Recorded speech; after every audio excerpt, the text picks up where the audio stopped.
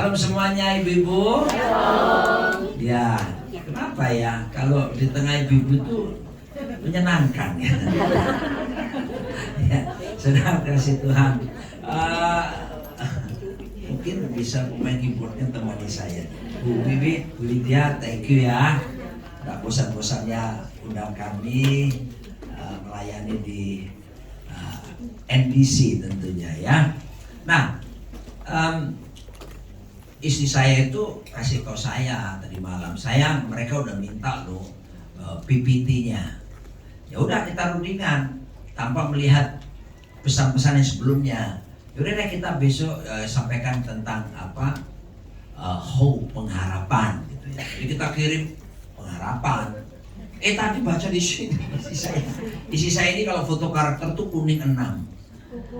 Ungu 6, sorry, saya yang kuning 6. Ungu 6 itu detail, perfeksionis. Nah dia lihat, saya kuning 6 itu ngomong dulu baru mikir. Kalau ungu itu mikir dulu baru ngomong. Jadi dia lebih lihat dari tadi.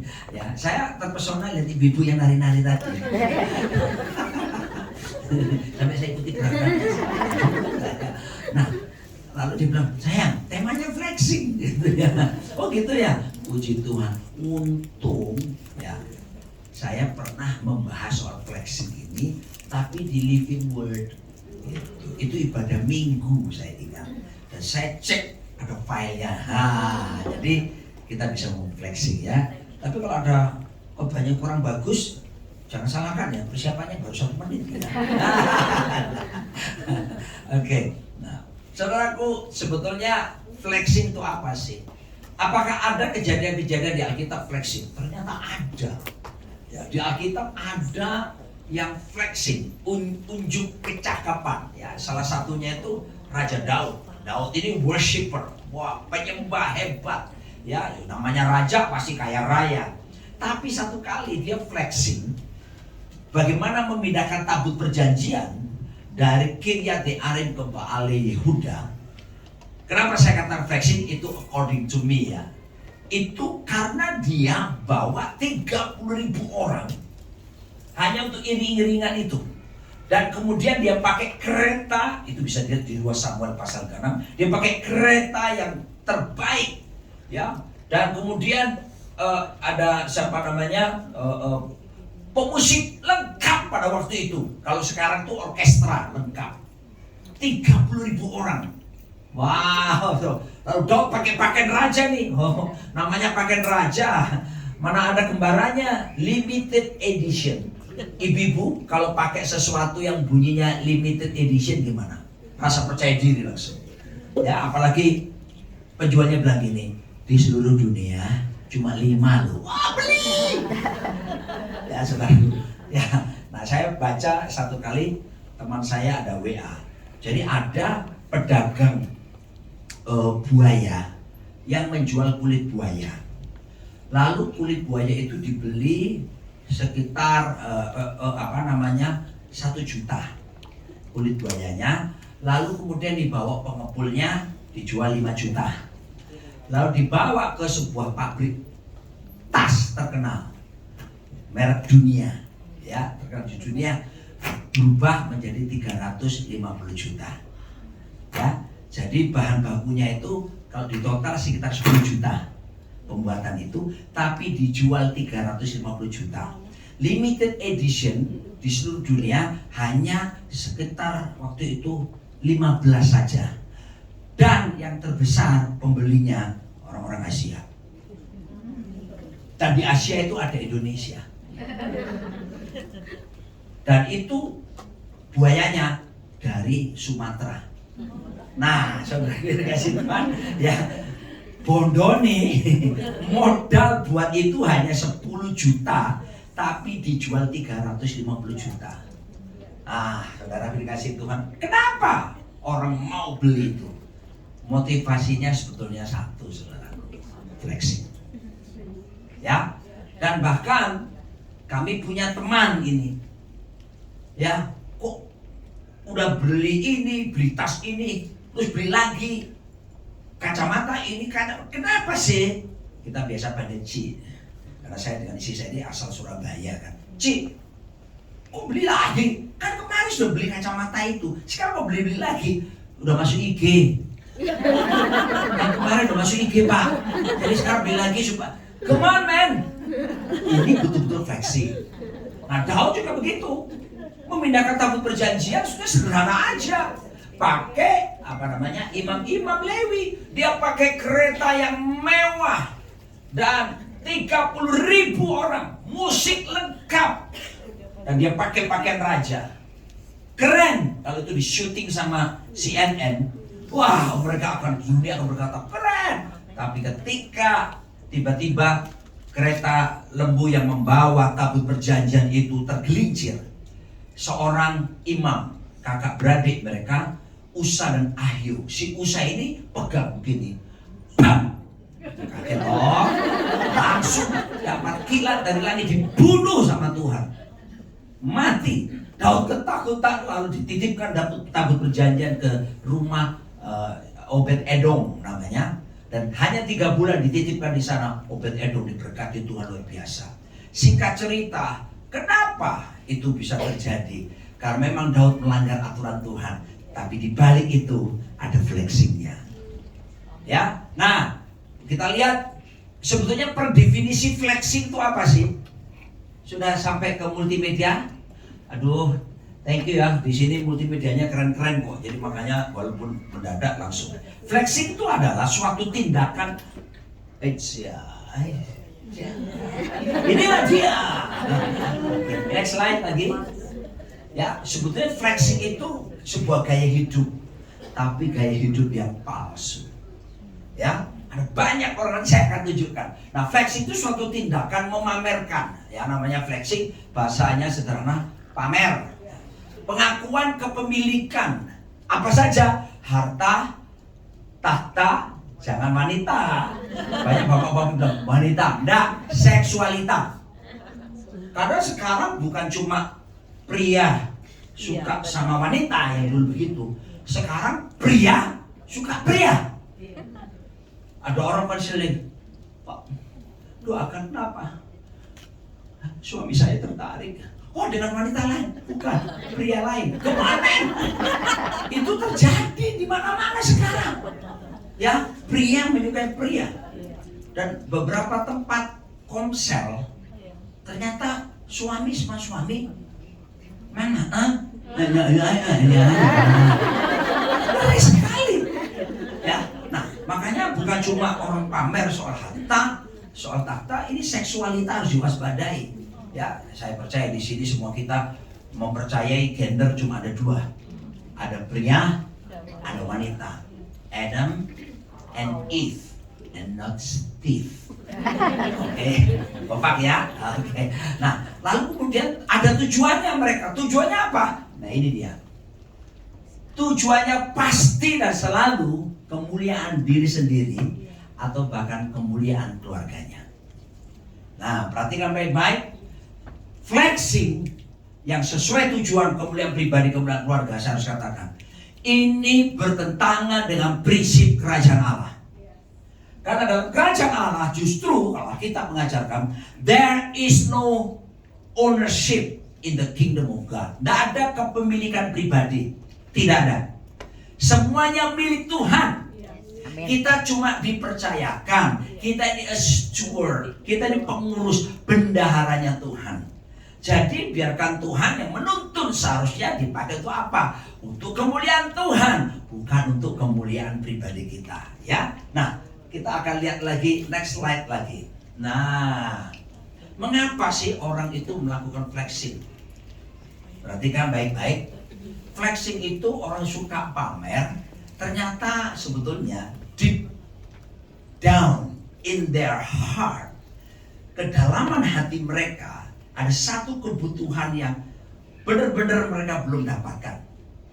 Ya, ini seringkali ada hubungan dengan masalah pola asuh orang tua. Dan yang lebih mengerikan, menurut penelitian ini, ya ilmiah ini, seringkali orang-orang yang suka flexing itu adalah orang-orang yang masa kecilnya tidak dekat dengan papanya. Ya, sehingga butuh pengakuan penerimaan, butuh ingin diakui, butuh rasa unggul, dan akhirnya mencari kepuasan sendiri. Saya membaca buku namanya The World Needs a Father. Tulisan daripada apa namanya? Kok jadi lupa namanya? Daripada buku jadi grogi saya. Cassie Carstens. Nah, di buku tersebut ditunjukkan bahwa ketidakhadiran seorang ayah dalam keluarga itu akan menentukan betapa tumbuh kembang seorang anak itu jadi negatif. Ya, makanya saya pesan sama suami-suami bahwa kehadiranmu itu penting buat anak-anak. Penelitian menunjukkan bahwa kalau bapaknya rajin makan malam sama anak-anaknya, anak-anak akan lebih berprestasi dalam sekolahnya ketimbang yang mereka jarang makan malam sama papanya. Ya, jadi sudah bisa bayangkan, ya itu betapa pengaruhnya. Anak-anak yang gini, 70% narapidana yang di Amerika Serikat yang sampai bahkan kenapa mereka melakukan tindakan kriminal yang keras sekali, jahat, 70% dari mereka dibuat penelitian, ternyata masa kecilnya mereka tidak dekat dengan papanya. Ya, lalu mereka yang hanya dibesarkan oleh single mother tanpa kehadiran seorang ayah sejak kecil, maka punya potensi bunuh diri hampir 2 kali lipat daripada yang tidak. Jadi betul-betul kehadiran seorang ayah. Ini kita ada berapa gelintir pria? 1, 2, 3, 4, 5, 6. Tolonglah para pria di sini, ya, cukupkan waktu dengan anak-anakmu, dengan keluargamu di rumahmu masing-masing. Kalau mau lihat anak kita menjadi unggul, ya. Nah, ibu-ibu di sini bisa jadi ada kita dulu masa kecil kita nggak dekat dengan papa kita. Itu yang menimbulkan masalah-masalah besar di kemudian hari. 1337 dokter tamatan John Hopkins University dari fakultas kedokterannya.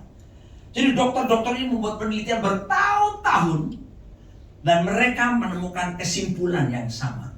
Kenapa orang pada masa dewasanya bisa kena kanker, lalu jantung koroner, lalu stroke dan penyakit-penyakit yang mematikan lainnya.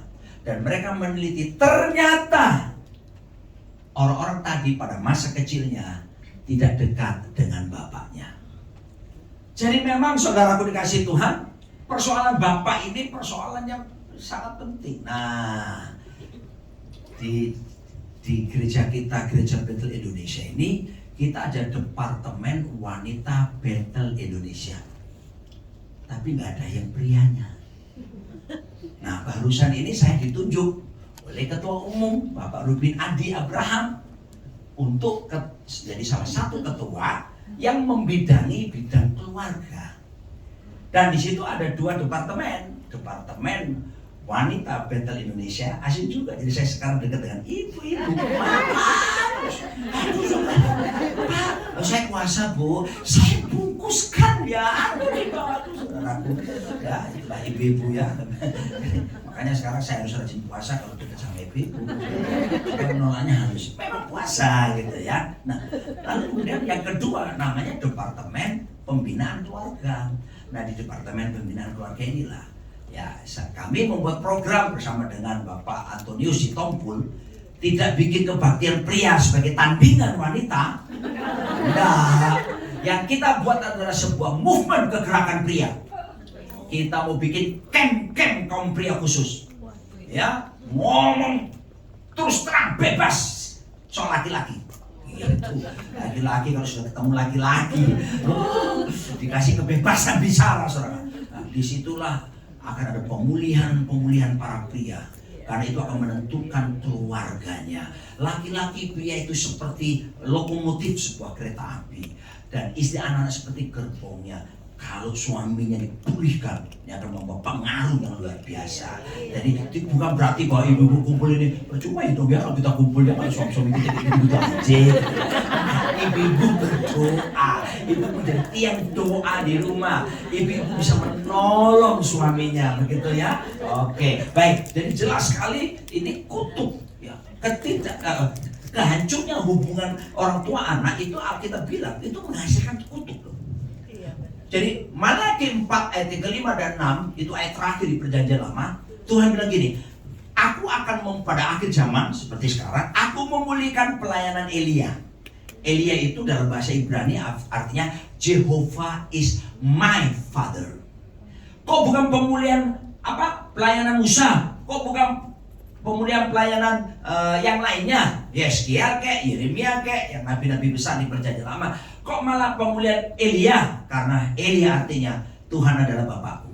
Terus dia bilang gini, supaya hati Bapak berbalik kepada anak-anak dan hati anak akan berbalik kepada bapak-bapaknya. Terus Tuhan bilang gini, kalau tidak, aku akan memukul bumi sehingga musnah. Bahasa Inggrisnya diterjemahkan begini, kalau tidak, aku akan memukul bumi dengan kutuk.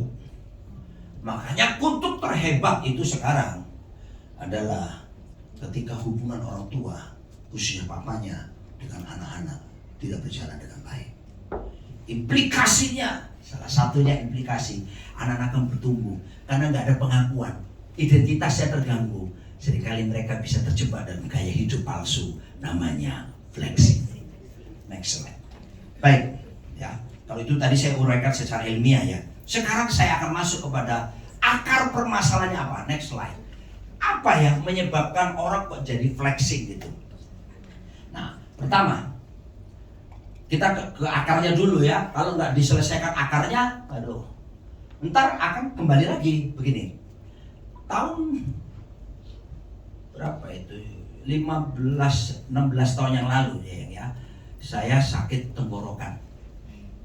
Ya, sakit tenggorokan saya ini gini. Saya biasanya kalau habis khotbah minggu pulang serak itu biasa, apalagi khotbah di sini 6 kali.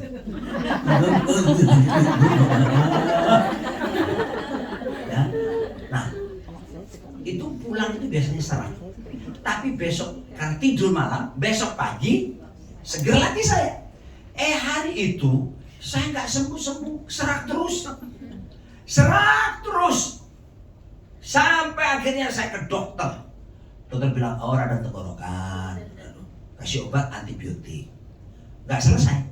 Dan berbagai dokter yang terbaik di beberapa kota, mulai dari kota Malang, Mataram, Surabaya, dan Jakarta, sampai profesor pintar saya, semua bilang apa? Radang tenggorokan. Dan pemeriksaannya waktu itu 16 years ago. Itu pakai alat yang ditaruh sampai begitu berkali-kali. Aduh, saya bayangkan kalau aku jadi dokter kan di sini dong, tak bisa gini. Bayangan saya. Ternyata saudaraku nggak sembuh-sembuh. Akhirnya ada teman saya bilang gini, Pak Roni, waktu itu teknologinya soal itu tuh yang maju tuh Singapura Pak. Kemana? Mon-i aja. Udah saya terbang bersama istri ke Mon-i dan ketemu dokter campuran Chinese India. Udah, wah ke sana lalu dia pakai endoskopi nih. Ketahuan ada 2 polip di pita suara saya segede gini. Dia bilang gini, ini harus sudah dioperasi dan dibiopsi, dicek apa ini keganasan atau tidak. Itu kan, oke, dioperasi bius total saudaraku di Mon-i dan kemudian dibiopsi ternyata bukan kanker, bukan keganasan. Akhirnya dokter melarang saya tidak boleh bicara 2 minggu. Hanya 2 minggu itu. Saya nawar, bisik-bisik kuliah. Tidak boleh bisik-bisik. Aku sama istri biaran ini. Saudara, kalau Bu Wiwit, kita pulang ke Indonesia dibawain obat segebok. Saya baru menemukan ada dokter Singapura yang nggak mata duitan yaitu. Waktu bayar digratiskan saya. Cuma dokter itu. Karena dia tanya, what is your job? I'm a pastor. Ternyata anak Tuhan. Malah kasih obat saya gratis bawa ke Indonesia. Dan waktu saya periksa obatnya, ternyata obatnya bukan obat kerongkongan, obat GERD, asam lambung. Saya bilang, apa hubungannya? Ternyata saudaraku, saya itu punya masalah memang bertahun-tahun di asam lambung. Nah, asam lambung ini mengeluarkan gas kan.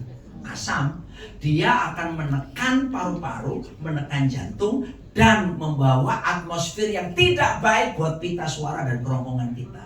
Nah, saya khotbah, nyanyi, ngajar, atmosfer waktu getaran-getaran pita suara itu jadi buruk, kan atmosfernya buruk, dan jadilah polio tadi.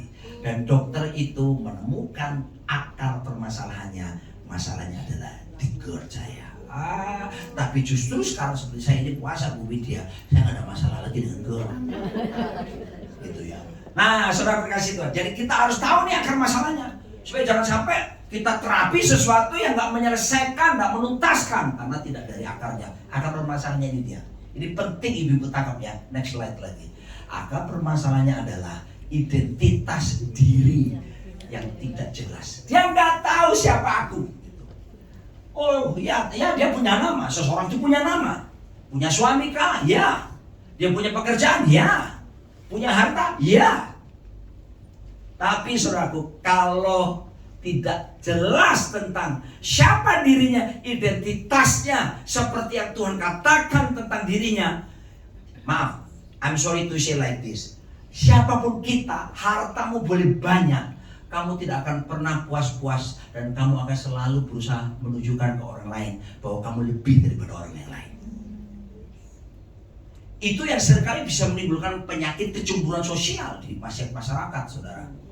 Karena kita ini sengaja pamer, ya, akarnya karena kita nggak tahu. Nah, mari kita belajar, kita ini siapa menurut firman Tuhan. Menurut Tuhan kita ini siapa? Nah, we have to go back to the original purpose why God created male and female. Kita mesti kembali kepada tujuan awal kenapa Tuhan menciptakan laki dan perempuan. Dalam Kejadian 1 ayat 26, Alkitab berkata seperti ini. Berfirmanlah Allah, baiklah kita menjadikan manusia menurut apa? Gambar dan rupa kita. Our own likeness and image, ya, gambar dan rupanya Tuhan, supaya mereka berkuasa atas ikan-ikan di laut dan burung-burung di udara dan atas ternak dan atas seluruh bumi dan atas segala binatang melata yang merayap di bumi. Jadi sebetulnya identitas kita ini, kita yang di dalam Kristus ini, kita ini punya identitas keserupaan dengan Tuhan. Jadi siapa kita? Kita adalah makhluk yang punya keserupaan dengan Tuhan. Christ likeness, imago Dei, imago Christi, itulah kita. Saudaraku, ini harus dimengerti. Ya, itu identitas pertama nih ya. Saya adalah manusia yang punya keserupaan dengan Tuhan yang menciptakan saya. Ini nilainya tinggi. Kenapa saya sudah saat ini? Nah, sekarang saya sharing. Bertahun-tahun saya bergumul dengan minder saya. Ibu-ibu pasti tahu. Kira-kira menurut ibu-ibu minder saya apa?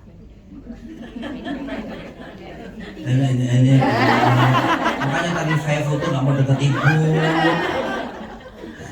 Tapi enggak, kalau perempuan kan lebih bagus dekat sama perempuan. Karena saya sudah sembuh sekarang.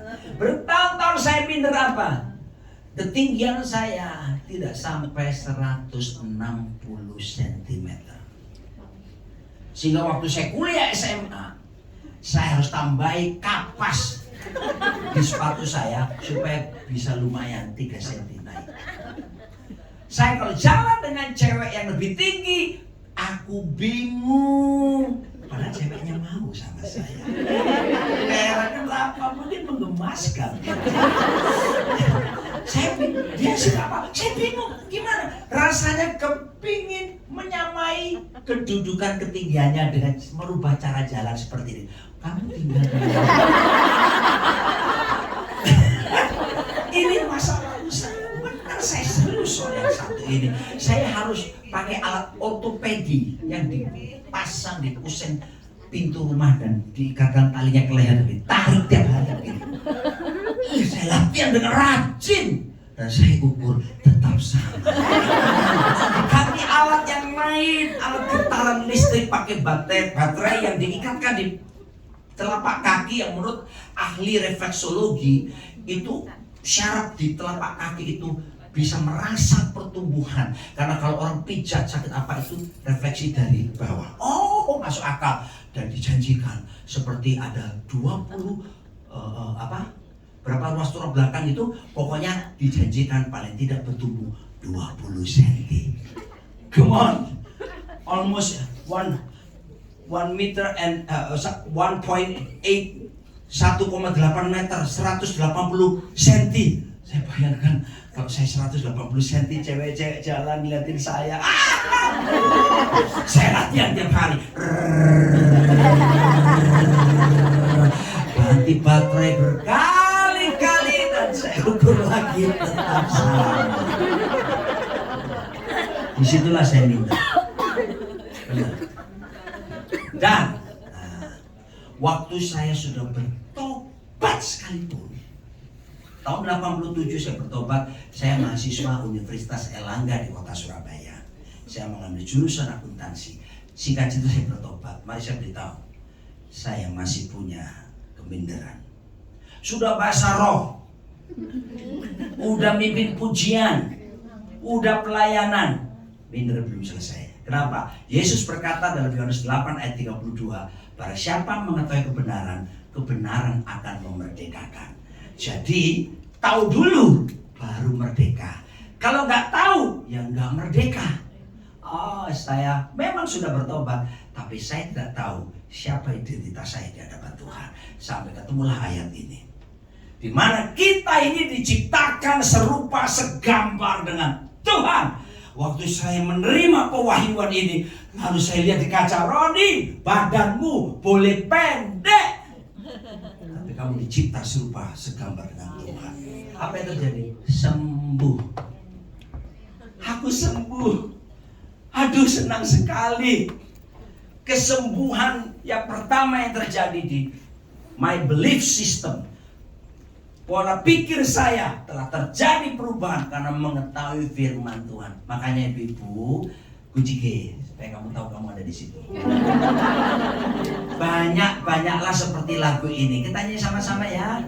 Lakukan yang seperti lagu ini. Baca kitab suci. Ayo angkat suara ini. Lebih keras. Lagi. Baca kitab suci. Doa tiap hari kalau mau tumbuh. Kita kalau cuma dengar khotbah seperti ini seminggu sekali enggak cukup. Anda harus punya disiplin pribadi untuk baca Alkitab, merenungkannya. Di situ Yesus berkata, barang siapa mengetahui kebenaran, kebenaran akan memerdekakan. Tidak semua kebenaran bisa memerdekakan. Hanya kebenaran yang kita ketahuilah yang bisa memerdekakan kita. Sebab itu cari tahu kebenaran dengan rajin. Ketika saya mengerti ini sembuh. Wah, walaupun sekarang kecil gini, aduh, teman-teman saya bully-bully misionaris dari Amerika tinggi-tinggi, saya segini-gini dah. Gak ada mereka gini-gini. Saya jalan sama mereka. What's up, man? Yakin ngerti siapa dirinya. Ini penting sekali. Ibu-ibu selami, mengertilah, kamu dicipta serupa seperti Kristus. Itu luar biasa, bukan? Dan yang kedua, kita ini siapa? Kita ini, kata di situ katakan, supaya mereka berkuasa. Bahasa Ibrani-nya adalah rada, have dominion. Artinya, wow, kita ini menjadi perwakilan kerajaan sorga di muka bumi. Dengan kata kerennya apa? Duta besar kerajaan sorga di muka bumi. Waktu saya ngerti ini, sembuh kucingnya lagi ya. Langsung saya nyanyi lagu ini. I know who I am.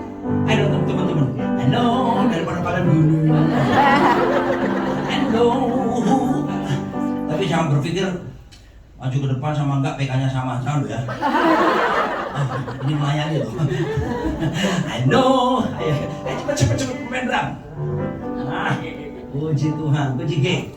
Jadi ngerti siapa kita. Kita ini dicipta serupa segambar seperti Kristus. Itu lebih dari segalanya. Amin. Kok rasanya masih ada kayak kurang ya? Ibu-ibu, Anda ini luar biasa. Keserupaan Kristus ada pada kita. Wajah memang casing kita bisa beda-beda. Ya, ada yang tinggi banget, ada yang memang seperti saya hidungnya ke dalam. Tapi yang penting lubang hidungnya menghadap ke bawah. Lubang hidungmu menghadap ke atas. Kesulitan bentar lagi musim hujan. Kita keluar nggak pakai pelayanan hujan. Kerja sampai di BB, nafiri di sini, sampai di sini, udah keluar pohon kecil. I know who I am. I know who I am. I know who I am. I am yours. I am yours. Yeah. I know who I am. I know who I am. Yes. I know who I am. I am yours. I am yours. You are mine. Jesus, you are mine. You are mine. Jesus, you are mine. Yes. Tahu siapa kita? Pencipta serupa segambar. Kasih tahu di kanan. Kamu serupa segambar dengan Yesus Kristus. Haleluya. Nah, ini identitas. Selama orang itu nggak jelas identitasnya, sekalipun Kristen, udah bahasa roke atau apa, nggak ngerti identitas kesukaan Kristus, tetap flexing. Oke, berikutnya. Yang kedua, kenapa? Ya itu tadi saya sudah bilang. Karena nggak tahu kebenaran. Padahal kebenaran itu kalau orang tahu akan memerdekakan. Saya kasih contoh sederhana. 31 tahun aku nikahi wanita yang namanya Nancy Demantono alias Surabaya. Ngomongnya lebih medok dari saya. Karena saya ada campuran Manadonya. Jadi saya bisa balong atau sedikit. Mungkin juga. Oh dodoin. Lalu dia bilang gini sama saya. 31 tahun lalu setelah pemberkatan nikah, sayang, yang jadi pendeta kan kamu. Aku kan bukan. Ya waktu itu memang dia cuman jemaat ya. Jadi please do not call me. Kamu jangan panggil aku ke mimbar katanya. Biar aku di belakang layar, aku ngurusin anak-anak sekolah minggu. Oke. Saya setujui. Bertambah waktu, saya lihat ya, ini wanita ini detail. Ya, sampai saya salah ngomong apa bisa ingat. Kapan saya melukai perasaannya, saya kasar dia bisa jam sekian tadi pas gini. Saya mau mengelak apa? Aku pun ini gampang lupa. Dia malah bisa ingat detail sampai kalimat per kalimat, kata per kata bukan bersama-sama. Ya sudah, akhirnya saya lihat ini perempuan ini, istriku ini punya potensi sebetulnya. Dan tugas suami adalah memaksimalkan potensi istrinya. Nah, pelan-pelan saya belikan buku-buku rohani. Sayang baca ya, gitu. Oh iya, dia baca. Pelan-pelan saya ajak ikut seminar-seminar ya. Saya bersama dia, gitu ya. Dia mau taat. Lalu kemudian saya ajak ikut kursus, dia mau, saudara. Ya, sampai akhirnya bilang, sayang, coba kamu sharing kelompok kecil saja. Aku ini gak bisa ngomong. Terus aku dampingi aku di sebelahmu ya. Nah, mulai dia sharing berapa orang, cuma 7 orang ngomong gitu ya.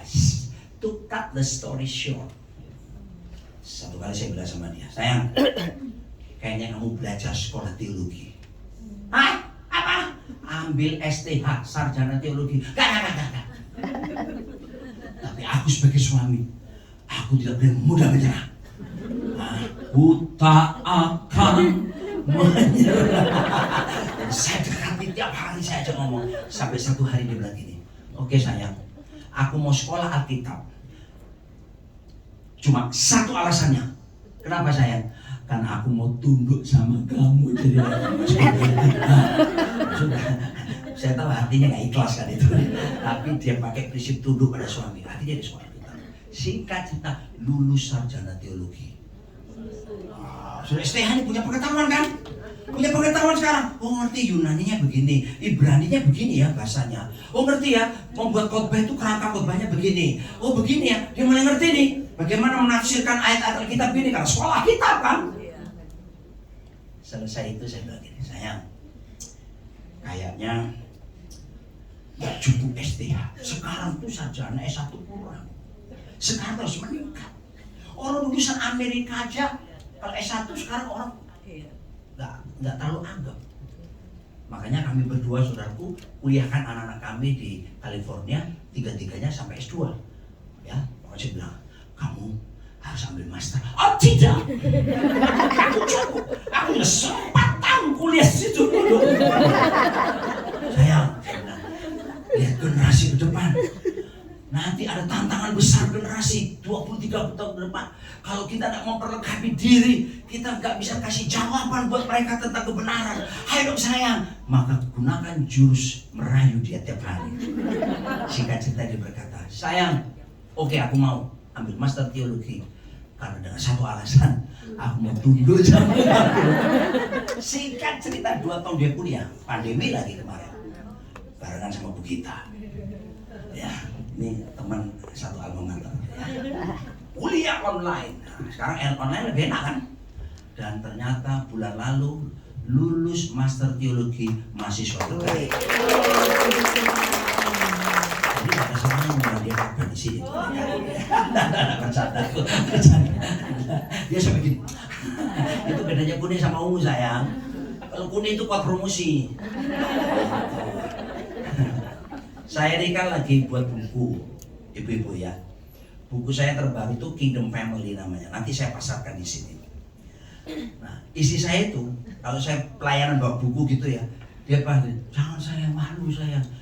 Biarkan nanti kan ada penerbit Andi yang lewat toko-toko buku, lewat online itu mereka yang pasarkan. Enggak saya, kesempatan kita jalan. Kalau saya malu saya. Kalau saya lain saudara. Saya bilang sama dia, kita nggak perlu malu karena memang kami buku itu 100% keuntungannya untuk pelayanan misi diakonia. Dan kami tidak ambil satu keuntungan Rp1 pun, termasuk royaltinya yang diberikan kepada saya pun semua 100% kami persembahkan. Jadi saya bilang ngapain malu? Ya itu sampai sekarang perdebatan di situ Bu. Pak buku yang ini tadi gitu hatinya dia pasti malu aku Pak Bu. Malu. Karena keuntungannya bukan buat saya. Nah, saudaraku, begitu dia mengetahui kebenaran memerdekakan istri saya. Dan sekarang saudaraku, tadi malam kita ada sekolah STT, sekolah teologi saudaraku. Dan harus ada mata kuliah namanya Kingdom Character. Saya bilang sama dia, sayang, karena kamu sudah master, kamu yang mengajar. Dia langsung bisa, siap. 4 hari tadi malam dia ngajar, 3 hari berturut-turut dia ngajar. Malam ini bagian saya yang terakhir, ya suaminya bilang terakhir. Jadi penolong betul. Saudara, saya kasih ilustrasi ini supaya harus ngerti, saudara harus punya kegigihan untuk mengenal firman itu. Gak cukup dengerin khotbah, saudara mesti belajar, dengerin, ikuti pelajaran-pelajaran Alkitab yang ada diadakan di NDC ini. Belajar lebih jauh, karena kebenaran itu memerdekakan setiap kita. Amin. Amin. Amin. Ya, next slide lagi, terakhir. Nah, bagaimana mengatasinya secara cepat ya? Yang pertama, untuk bisa mengatasi flexing, mulailah gaya hidup yang baru. Kalau sudah tahu identitas, kalau sudah tahu kebenaran, sekarang mulai memasuki gaya hidup yang baru apa saudaraku? Belajar berpada dengan apa yang ada. Sekali lagi saya banyak bersaksi kali ini tentang istri saya Bu Widya. Saya bersyukur dapat istri yang detail, yang pinter kelola uang. Saya ini tipe pria ngegas. Dia ngerem. Ya, saya orang Surabaya bilang gak mentoloan. Nanti ada jemaat datang. Berapa? Si Pak, ada berkat nih, amplop penuh nih. Lagi kita pegang amplop panas-panasnya ini. Baru dapat PK, tebel lagi. Pak, terus dia pinter, dia bawa anak kecil lagi. Bawa anaknya, kan dia tambah gak tega kita kan. Sudah, jadi buat apa aja. Nah dia berkata, sayang, kamu mesti lihat Orang datang tuh jelas motivasinya apa. Kalau semua orang kamu kasih semua orang kan tahu datang kamu bisa dimanipulasi, kamu dimanfaatkan tuh. Enggak lah, bener saudaraku. Orang yang tadi itu saudaraku sudah kasih hilang gak kerja lagi. Jadi akhirnya saya gini, oke, kamu maunya gimana? Kita manage baik-baik. Kita sepakat berdua. Oke, kalau aku setuju, kamu setuju gitu ya. Oke, karena kita suami istri sekarang. Ya sekarang saudaraku kasih Tuhan, kita sekarang yang pegang uang di rumah saya, istri saya. Ya kan, jadi kalau saya dapat berkat-berkat itu cek. Tanya istri saya, seringkali berkat itu saya tidak buka amplopnya. Saya langsung kasih ke dia. Dan dia atur saudaraku, saya tinggal gini aja. Isi dompetku. Ya, lalu kemudian pernah gitu saudaraku, isi dompetku, iya sayang. Begitu suatu kali saya belanja kosong. Tapi yang jelas begini, karena dia kelola, dia begini, sayang, jangan sampai pengeluaran lebih daripada penerimaan. Jadi kami kelola, saudaraku. Bapak Ibu perlu tahu ya, saya pendeta full time pastor. Saya tidak punya bisnis apapun. Kalaupun saya jualan buku, 100% untungnya buat Tuhan, buat pekerjaan Tuhan. Kalaupun saya buat album-album rohani yang sebelum-sebelumnya itu di Indonesia, album rohani nggak bikin orang kaya. Kalian harus tahu itu ya. Jangan kaya dengan album rohani. Saudara, aku dikasih Tuhan. Tapi karena kita atur berpada dengan apa yang ada. Dan di gereja di mana saya menggembalakan, pendeta itu digaji. Jadi saya digaji tiap bulan. Maka kita setel dan dia atur baik. Akhirnya sampai hari ini kita bersyukur 3 anak-anak bisa lulus kuliah di Amerika, yang 2 sampai master, yang 1 sedang ambil master, dan mereka sudah lulus. Kami tetap tidak punya utang 1 rupiah pun. Enak. Hidup tanpa utang kelihatan saya wajah susah tuh. Atau taruh kepala tidur berangkat hilang. Saya ketemu beberapa pengusaha yang kaya di Jakarta ini konseling sama kami. Dan salah satu konselingnya, tolong doakan Pak. Kenapa? Tanggungan kami berat. Kenapa? Utang saya berapa? 200 Pak. Juta. M. Kayak gitu. Itu bunganya aja berapa per bulan? Cicilannya berapa? Makanya wajahnya saudaraku kusut. Mobilnya mewah. Tapi nggak tahu di dalamnya susah. Kalau di sini lain. Di sini nggak ada yang seperti tadi ya. Nggak ada yang ngaku. Nggak ada bedanya. Ayo cepet lagi. Jadi, ayo jangan orang Surabaya ojo ngoyo. Jangan maksa. Udah cukupkan dirimu dengan gajimu. Tahukah Bapak Ibu, kami selami baik-baik. Hidup cukup itu indah. Kalau Anda punya kelebihan, banyak orang butuh. Kenapa saya sumbangkan hasil penjualan? 1 buku saya bisa dapat untung ratusan juta. Ini saya bersaksi karena pengalaman buku-buku yang sebelumnya. Itu kita bagi-bagi di daerah-daerah itu. Hamba Tuhan beli obat. Ada pendeta barusan WA saya, Pak, obat saya per bulan 600.000. Saya khotbah sekali cuma 250.000. Lalu saya khotbah 4 kali 1 juta.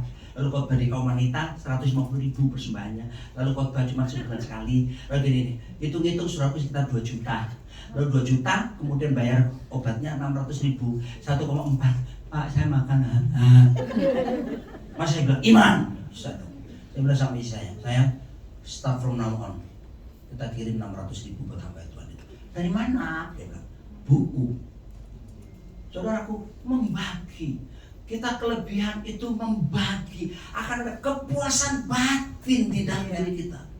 Mau mati orang gak apa-apa kok. Iya betul. Saudara coba bawa kain pakapanmu. Alexander Agung mati waktu dia masih sakit kerja pesan.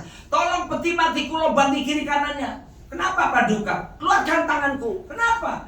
Supaya rakyatku melihat aku mati aku gak bawa apa-apa. Terus, jadi setelah itu memiliki rasa cukup. Terus budayakan bersyukur.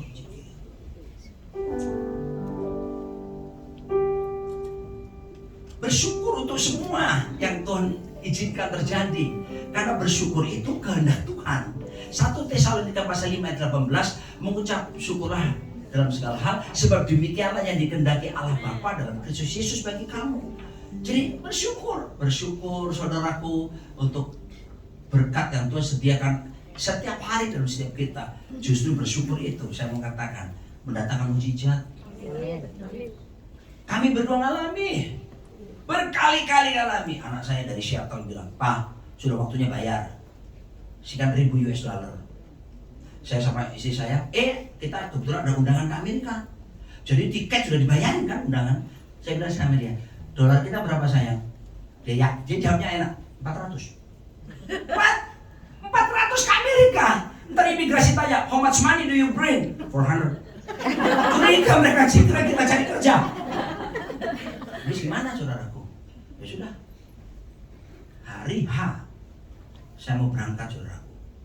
Ada seorang pengusaha Jakarta ini telepon minta melayani di ulang tahunnya dia. Posisi hari itu saya di Bali. Ini orang Jakarta. Saya bilang, "Oh, saya di Bali." "Loh Pak, ini pestanya di Bali." "Oh, saya sore terbang ke Amerika." "Loh Pak, pestanya pagi." Aneh. Orang Jakarta bikin ulang tahun, bisnismen di Bali bikin pagi hari. Pas saya ada di Bali. Udah saya khotbah lah di sana. Saya dikasih Pak Arifin, Bapak rohani saya, jas baru Mark and Spencer. Dan jas baru nih, berangkat lah. Saya pinjam mobilnya Pak Arifin. "Pak, pinjam mobilnya ya." Oke, berangkat ke sana. Khotbah lah, ulang tahun. Sampai di sana di daerah Nusa Dua, hotel bintang 5 itu loh. Mereka ini ternyata pengusaha-pengusaha kumpul teman bisnis dia. Terus lalu kemudian mereka booking hotel itu dan makanan sudah siap sampai di sana. Loh, kalau saya khotbah lama-lama dingin kan? Akhirnya saya cuma khotbah berapa menit aja, nggak bisa lama-lama. Ya saudaraku. Nah, begitu selesai saya panggil, "Sorry, saya harus segera ke airport untuk jemput istri saya karena kita ketemunya di Bali."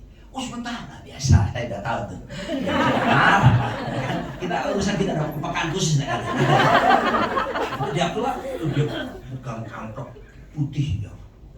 Lalu dia dekati saya, dia masukkan sendiri di saku jas saya yang baru tadi. Pok, buntu ternyata. Pernah beli jas luar negeri, itu ternyata dijahit semua. Baru tahu. Kemudian saudara membayar suatu. Jadi waktu dia masukin buntu. Saya bilang, itu dia ke bawah. Buntu semua. Saya otomatis diam, Bu, kenapa kok sampai ngono. Saya tiba-tiba refleks gini, mungkin dalam enggak. Saya buka gini, terus dia ke dalam. Ternyata dalamnya memang nggak dijahit. Nanti besok tanya suaminya nggak beli jas. Jas di dalam masuk. Saya jemput dia ke Ngurah Rai. Terus kita ketemu di Ngurah Rai kan. Lalu kemudian nantinya kita terbang ke Seattle. Terus tahu, waktu itu saya serahkan amplopnya ke dia. Saya sambil setir, terus dia ngomong gini, "Wow, saya suka sekali." Wow, waktu ditarik sudah lembaran 100 US dollar. Dan dia hitung, menghitung duit itu cepat sekali.